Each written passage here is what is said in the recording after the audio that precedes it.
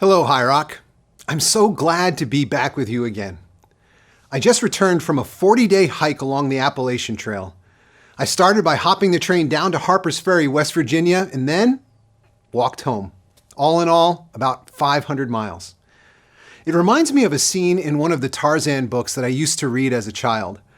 Tarzan had traveled deep into a hidden part of the jungle and came upon a great city that didn't trust outsiders. But the king had heard of Tarzan and that he was both wise and clever, so he tested Tarzan with a question. He asked, "You face your greatest enemy after an exhausting 1,000-mile journey. What is one thing that you would be sure to do?" After a moment of thought, Tarzan replied, "The one thing I would be sure to do is to make certain that the journey was his." Unlike Tarzan, I am not so wise or clever. After an exhausting journey of hundreds of miles, I face a pastor's greatest enemy, having to talk with his congregation about sex. We come to the conclusion of our message series, Body Parts, today. In my absence, you've been exploring the earliest chapters of the Bible to consider the God who creates and who we have been created to be as embodied creatures. You've heard about fragile bodies, family bodies, racial bodies, working and resting bodies. And last week, we talked about God's invitation for us to be playing bodies. And here I am to talk about how God created us as sexual bodies, spiritual yet embodied beings whose identity courses with sexuality in the deepest parts of our being. True confession, I'm a little scared. Maybe that's not quite the right word. I'm deeply concerned that I'm going to say something today that brings hurt rather than healing. I'm apprehensive that some of you have painful wounds from the past and that my clumsy words and thoughts may reopen those wounds. I'm afraid that I won't speak clearly enough or compassionately enough or with enough wisdom to bring clarity rather than confusion. The passage we just read together highlights some of the reasons for my concern. It reads like a before and after. The before is Genesis 2. God creates the first human, and despite his special connection with God, he still experiences a profound loneliness. So God creates a suitable helper. A helper is not a subordinate. The word in Hebrew is ezer, and it's a title that's most frequently applied to God. And there is a physical unity that displays how they fit together relationally and spiritually as a sexual one-flesh union. And finally, this harmonious flourishing is poetically described for us with a powerful image. Adam and his wife were both naked, and they felt no shame. Naked and unashamed. That may be the last time those two words were ever uttered together. Actually, that was the theme when Amy and I were married, naked and unashamed. It was printed right on our wedding program, and it was the title of the wedding sermon. Tragically, this harmonious image was vandalized when sin entered the world. They saw their own nakedness. They realized how exposed they were. They were immediately conscious of all they had to hide and all the ways the other might try to exploit them. Despite their attempts to hide and fashion clothes for themselves, they felt more exposed than ever and deeply ashamed. And it has been that way ever since. On any given Sunday, I might flood you with evidence that the problem we're talking about is widespread and real in our own lives. I might talk about the painful truths exposed in the Me Too movement, or the troubling behavior of teens and even young children, and the increasingly early exposure to harmful imagery and predatory behavior. But I don't have to do that. You already know how this broken world constantly threatens to leave us feeling naked and ashamed, exposed and exploited, ugly and unwanted. Just the other day, a woman who is very dear to me was in tears. Why?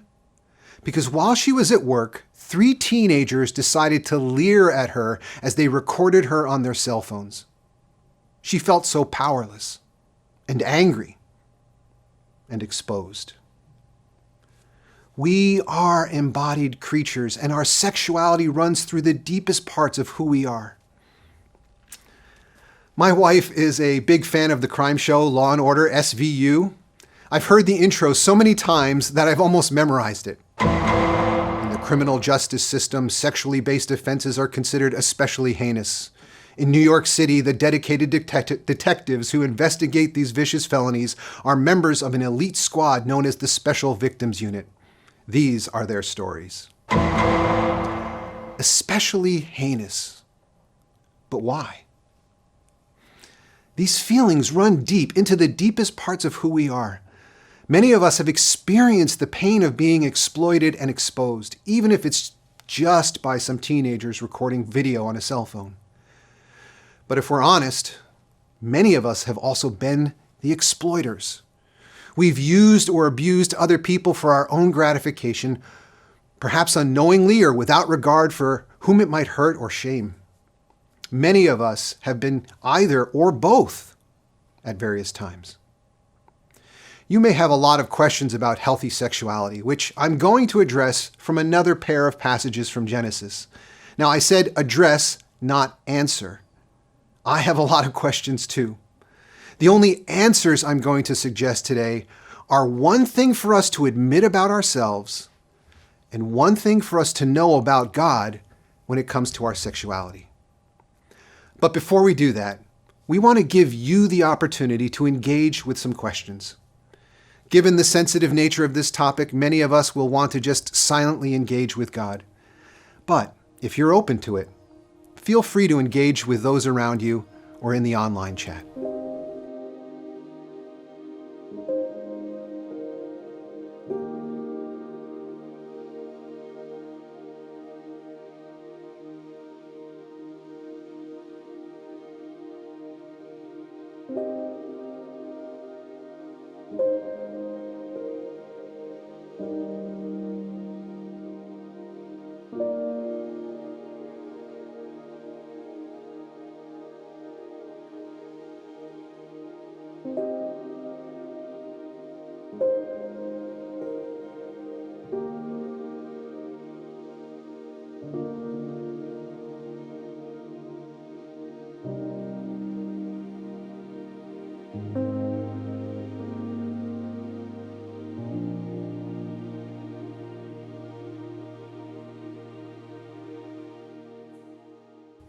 Welcome back. As I said before, I want to compare another pair of passages in Genesis in order to consider two things. Two things we need to understand before we talk about any specific issues regarding our sexual bodies. First, there is one thing that we need to admit about ourselves. And second, there is one thing that we need to know about God. Now, many of us have a bag full of questions about the Bible and issues regarding sexuality. I couldn't hope to address even a fraction of them all, assuming I even had any answers. In fact, I'm going to address just one example of the questions we have about sexuality, but use it to make a broader application to all the conversations we might have about sex. The two passages I want to turn to are Genesis 18 and 19. It's really a single story, the story of Sodom and Gomorrah. But even saying that is misleading. It is a much bigger story than that, and so often misunderstood, so let's carefully unpack it. First, a little background. Earlier in this series, Pastor Megan talked about how Abraham faithfully answered God's call to move to a new place to live with people who were different, even though it was uncomfortable for him.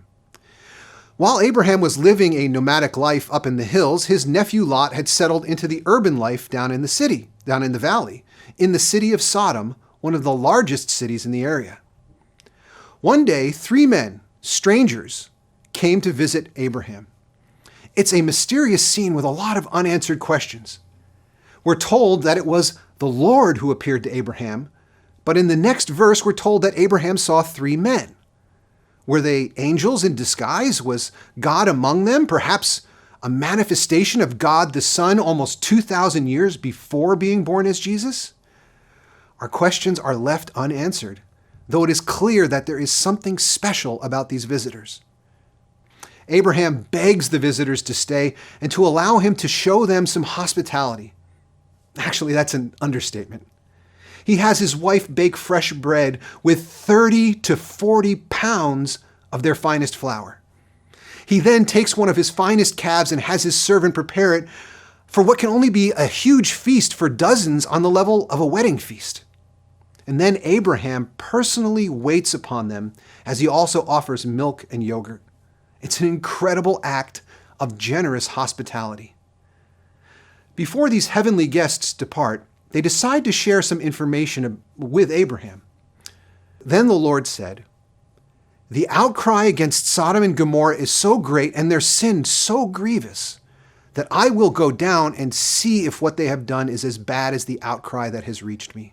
If not, I will know." Abraham immediately understands that God will likely destroy the city. Almost shockingly, Abraham decides to haggle with God. First, he says, "What if there are 50 good people in the city? You won't destroy it then, right, Lord?" Abraham haggles the Lord all the way down to 10 good people. If there are even 10 good people, God would spare the city. Meanwhile, we're left wondering, what could Sodom have done that is so bad that God might destroy the entire city? When we get to Sodom, we see only 2 of the 3 strangers, and they are clearly identified as angels. The one who spoke as the Lord is gone. At first, it starts off just like the encounter with Abraham. Just as Abraham was sitting at the entrance of his tent, Lot is sitting at the entrance of the city. And just like Abraham, Lot extends an offer of hospitality, but from there, the stories diverge. Lot knows the dangers of this city, and he wants to protect the strangers. First, along with his offer of hospitality, he expresses his hope that they would be on their way in the morning. Second, his hospitality is nothing like the feast that Abraham offered. Instead, it's just bread without yeast. It's bread that cooks quickly because you don't have to take time to let the dough rise. He wants to rush them out of town as quickly as possible. But it's too late. Before their heads can hit their pillows, all the men of the city surround Lot's house, and their demand is clear. They want to rape Lot's guests. The story just gets worse from there. It's inhuman, literally. It is a denial of the sacredness of our bodies. However, there is one final parallel between Lot's and Abraham's stories. The angels repeat to Lot what had been revealed to Abraham, that they will destroy the city because of the outcry against its people. So here's the question. What was the sin of Sodom? What was the sin that was so grievous that the angels had to destroy the city? Do you know? Can you guess?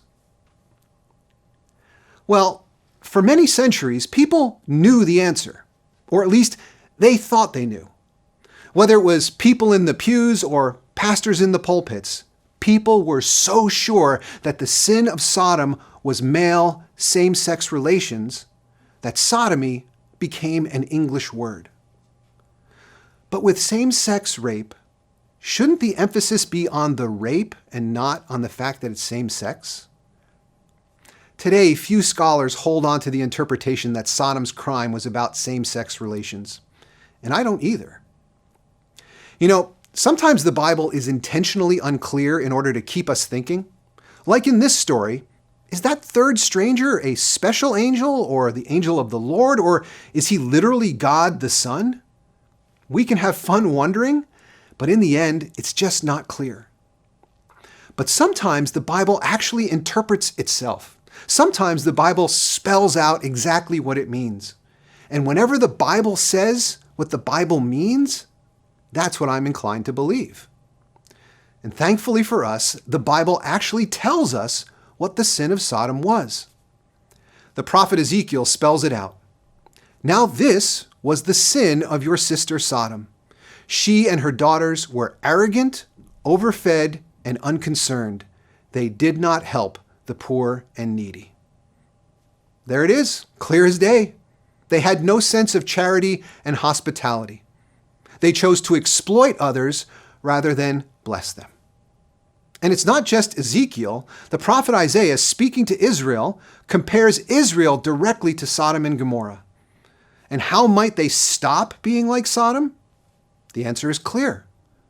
Learn to do right, seek justice, defend the oppressed, take up the cause of the fatherless, plead the case of the widow.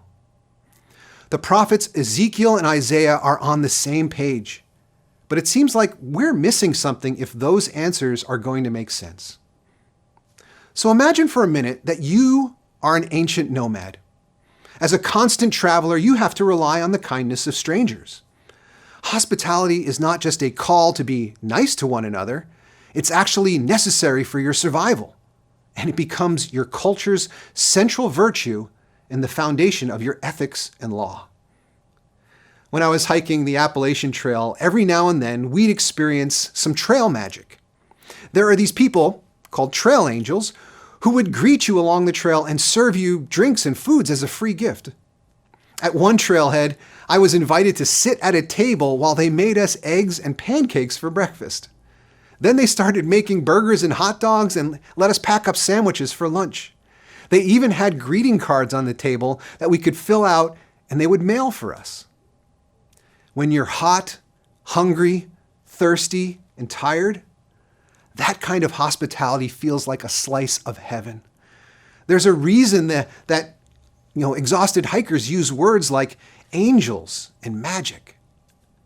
One of the most incredible moments of trail magic was on the final day of my hike. All the expected water sources had dried up, and we ran out of water about 5 miles from our destination. I wasn't worried because in 5 miles, most of us were catching a ride into town where there's plenty of water. But one of the hikers with us, her trail name was Squirrel, well, she wasn't headed into town with us. Her plan was to hike to the next wilderness shelter, and that was an additional 3 miles. 8 miles with no water is a long way in the summer heat. And then, about a half mile from my journey's end, we came to a road crossing and saw this giant tent and a sign for trail magic. A local church provided us shade from the hot sun and chairs for us to sit and watermelon and camp grills and ice water. They had giant 5-gallon jugs of ice water. We had all the water we needed. Now, when I consider how great it felt to receive trail magic at that moment, I feel like I have just a tiny taste of how important hospitality was to a nomadic people living in the desert. And that's why Abraham's lavish hospitality to the strangers is seen as his virtue and is directly contrasted with the radical inhospitality of the people of Sodom. It's a direct and intentional contrast. I think that one of the reasons that we have such trouble believing that hospitality was so central is that our version of hospitality is often so superficial in comparison. It's more about entertainment than about human dignity and survival. But when I traveled to Israel and Jordan 15 years ago, I had the chance to meet a Bedouin patriarch, Abu Salam. And he told us that the commitment to hospitality was so important that even if one of us were to kill his son, if we asked for hospitality, he would be required to grant it for 3 days. Abraham is venerated by them for his lavish hospitality, and Sodom is vilified for its desecration of that sacred value. Now, in contrast to the dispersed living of the nomads, cities represented vast concentrations of power. Just like today, people in centers of power tend to use that power to favor themselves at the expense of others. And that concentration of power often leads to the exploitation of others. It's no wonder that the prophet Ezekiel said that the sin of Sodom was that she was arrogant, overfed, and unconcerned, not helping the poor and needy. Not only did Sodom not help the weak, they exploited them for their own sadistic pleasure. And as we talked about when we started, our sexuality permeates down to the deepest levels of who we are. This story is not about same-sex relationships. This story is about the terrible ways we can degrade and abuse one another.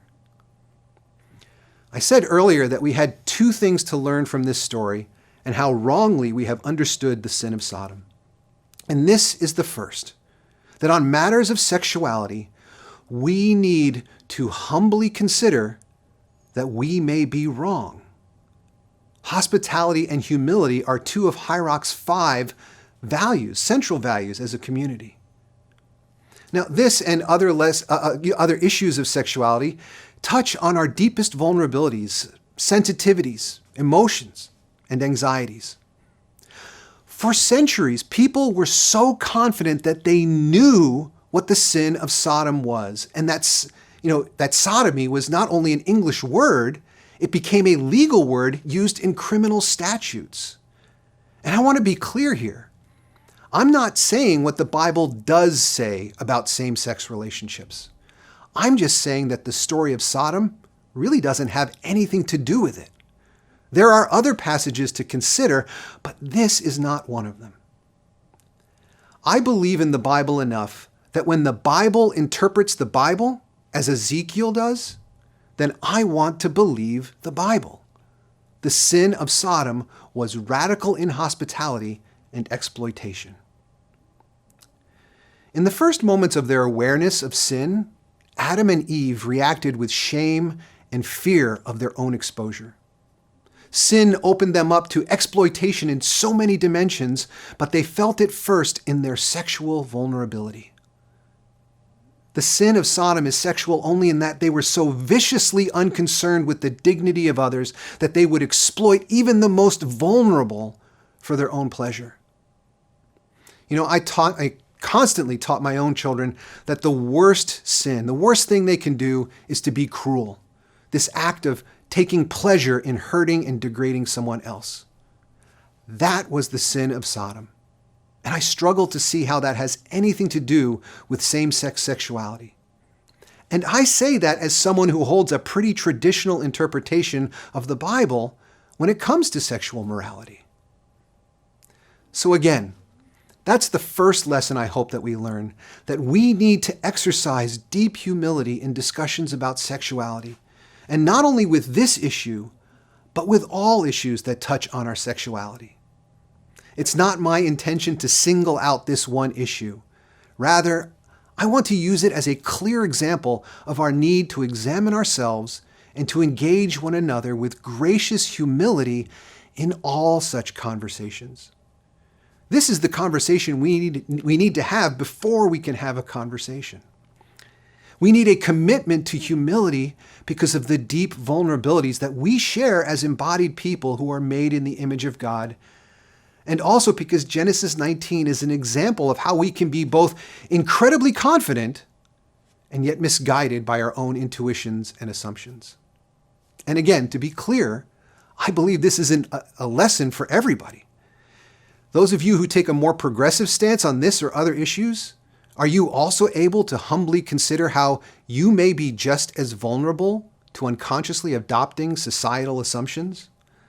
Whether progressive or conservative, we all need to humbly own our limitations. However our positions may differ, our posture needs to be one of gracious humility. Without that humility, I don't see how we, the church, can remain in real relationship with one another. Now, that's what I believe we have to learn about ourselves, that we can both be incredibly confident yet wrong, so let's embrace humility and grace toward one another. Let's offer one another true, life-giving hospitality. Let's be generous in our assumptions about one another. Let's ask genuine questions and listen in order to learn, not just to respond. Let's be committed to loving one another and to make it safe to have conversations like this. Now, earlier I said that there are two things we need to learn. The first is our own need for humility, but there's something important to learn about God as well. And that is that God deeply cares about the vulnerable and exploited. I believe we've already seen the evidence of this in the words of Ezekiel and Isaiah, which I'll repeat. Learn to do right, seek justice, defend the oppressed, take up the cause of the fatherless, plead the case of the widow. According to Isaiah, that is the path out of Sodom. Sodom did not care about the wounded and weak, so they exploited them. In contrast, God deeply cares about the vulnerable and wants to elevate them. God tells us to seek justice, and what's clear in these passages is that God's justice is compassion-centered. The destruction of Sodom and Gomorrah stands as a warning to the rich, proud, and unconcerned. But it also stands as an encouragement to those who have been exploited and deeply wounded. It's God's compassion that serves as the foundation for judgment and justice. That insight might sound strange at first, but consider the words of the strangers who visited Abraham and Lot. The outcry to the Lord against its people is so great that he has sent us to destroy it. What the men of Sodom had intended to do to the two angels, you can guarantee that wasn't the first time they'd exploited and degraded the vulnerable. The people exploited by Sodom and Gomorrah cried out to God for justice, and God heard them. God's justice is motivated by love for the oppressed. That's called solidarity, and it's another one of our 5 High Rock values. I told you earlier about a woman who I care about, who was in tears because 3 teenagers were filming her and leering at her. I care deeply for her, but I know that God cares even more. And I know that those young men, what they did, it doesn't come remotely close to what the men of Sodom attempted to do and no doubt had done to many others. But even so, would you want to be in their position? Would you really want to be on that side of the equation? God takes seriously the outcry of those who lift up their prayers. God's justice is founded upon compassion. That truth serves as a warning to the privileged and a message of comfort to those whose vulnerability has been exploited. God sees and hears. There are so many discussions that we need to have in our nation and in our church and in our families about issues of sexuality. And not just this issue, but a broad range of issues. I know that many of you want to hear me say what my position is on this issue and others, or what High Rock's position is. Maybe you want to hear me say what I think your position should be. But today's message is not about the position we should have. Instead, it's about the posture we need to have in order to even have such conversations. I want us to have those conversations. I've had the privilege of being a part of several of those conversations, including with several small groups, discussion groups, and our high school ministry. My experience has been pretty positive despite the challenges.